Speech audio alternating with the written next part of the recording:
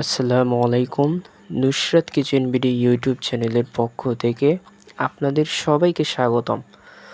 আজকের এই ভিডিওতে আমি আপনাদেরকে দেখাতে চলেছি কিভাবে বাড়িতে দই মেকারে দই তৈরি করতে হয় এবং সেই সাথে দেখাতে চলেছি কিভাবে দই মেকার ছাড়াও বাড়িতে চুলায় দই তৈরি করা যায়।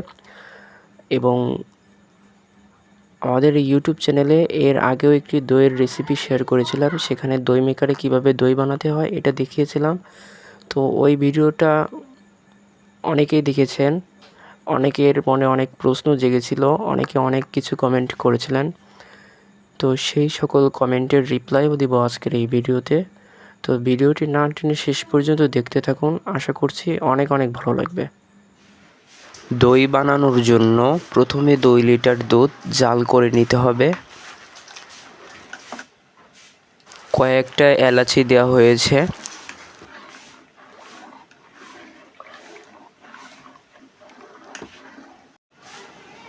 এখন গুঁড়া দুধ মেশাতে হবে। অনেকেই আগের ভিডিওতে কমেন্ট করেছিলেন যে দই জমছে না, তো আমি তাদের উদ্দেশ্যে বলবো আপনারা এই ভিডিওটি দেখানো প্রসেস অনুযায়ী সব কিছু ঠিকঠাকভাবে দিন, অবশ্যই আপনাদের দই জমবে।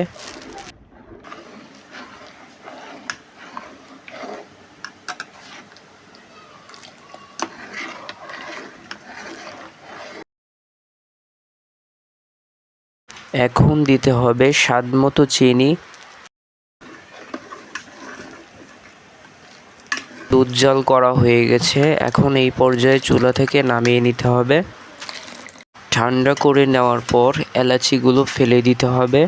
আগের ভিডিওতে অনেকেই কমেন্টে বলেছিলেন দই বীজ ছাড়া কি দই জমবে না, তো এর থেকে বোঝা যায় যে আপনারা ঠিকঠাকভাবে করেন না কোনো কিছুই। দই বীজ হিসাবে নেওয়া হয়েছে বাজার থেকে কেনা টক মিষ্টি দই। এটা ঠান্ডা করে রাখা দুধের সাথে মিশাতে হবে।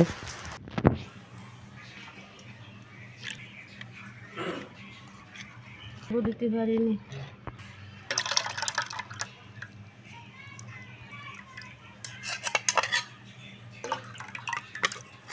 আগের ভিডিওতে অনেকেই কমেন্ট করেছিলেন যে এটা 6 থেকে 7 ঘন্টা চালালে কি অনেক বিদ্যুৎ বিল আসবে। না প্রিয় দর্শক, খুবই কম বিদ্যুৎ বিল আসবে। দেখুন পিছনে লেখা আছে মাত্র 15 ওয়াটের বিদ্যুৎ নেবে এটা। আমাদের বাসা বাড়িতে যে ধরনের মোবাইল চার্জার থাকে সেগুলোতেও প্রায় 15 থেকে 20 ওয়াট পর্যন্ত কারেন্ট নিয়ে থাকে। মেশিনটিতে ছোট্ট একটি লাইট আছে যার মাধ্যমে বোঝা যাবে যে বিদ্যুৎ সংযোগ এসেছে কিনা, আর সম্ভবত ভিতরে একটি কয়েল আছে যার মাধ্যমে তাপ উৎপন্ন হয়। তো খুবই অল্প বিদ্যুৎ নেয়। 6 থেকে 7 ঘন্টা চালালে আমার মনে হয় 2 টাকার মতো খরচ হবে, বিদ্যুৎ বিল আসবে 2 টাকার মতো। মেকারে দই বানানোর জন্য দই মেকারের বাটি নেওয়া হয়েছে।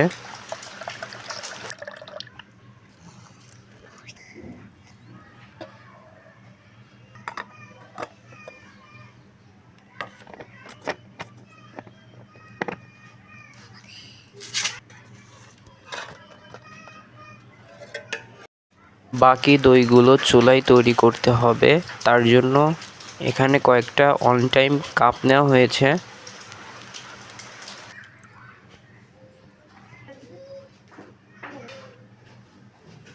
সেই সাথে চুলায় এই বাটিতেও দই তৈরি করা হবে।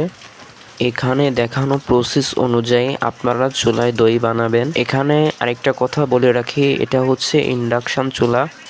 এটা 3 থেকে 4 বার গরম করলেই হয়ে যায়, কিন্তু যাদের গ্যাসের চুলা আছে তাদের একটু কষ্ট করে বারবার গরম করে নিতে হবে। এদিকে দই মেকারের বিদ্যুৎ সংযোগও দেওয়া হয়েছে। প্রায় 6 থেকে 7 ঘন্টা পর দেখুন দইটি কত সুন্দর জমেছে। এখনও কিন্তু ফ্রিজে রাখা হয়নি। ফ্রিজে রাখার কথা বলছি কারণ অনেকে আগের ভিডিওতে বলেছিলেন আমরা নাকি ডিপ ফ্রিজে দই জমিয়ে দেখাচ্ছি। এবার দেখুন চুলায় বানানো দইগুলো কত সুন্দরভাবে জমে গেছে।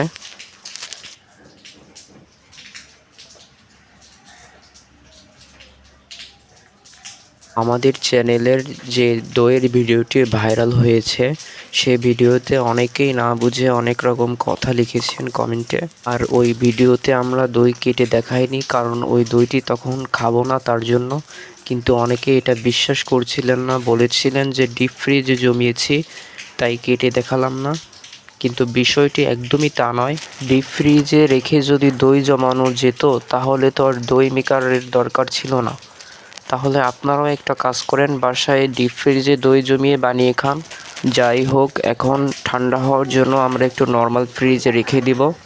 এখন আপনাদেরকে কেটে দেখাচ্ছি। দেখুন কত সুন্দরভাবে জমেছে। আবার অনেকেই বলেছিলেন যে গরম জায়গায় রাখলে তো দই হয়ে যায়, তাহলে দই মেকারের দরকার কি? তো আমি তাদের বলবো যে আপনারা সমস্যা নেই, আপনাদের ইচ্ছা মতো দই জমিয়ে নেবেন। আরেকটা বিষয় অনেকে জানতে চেয়েছেন, দই কাটার পর পানি ছাড়ে কেন?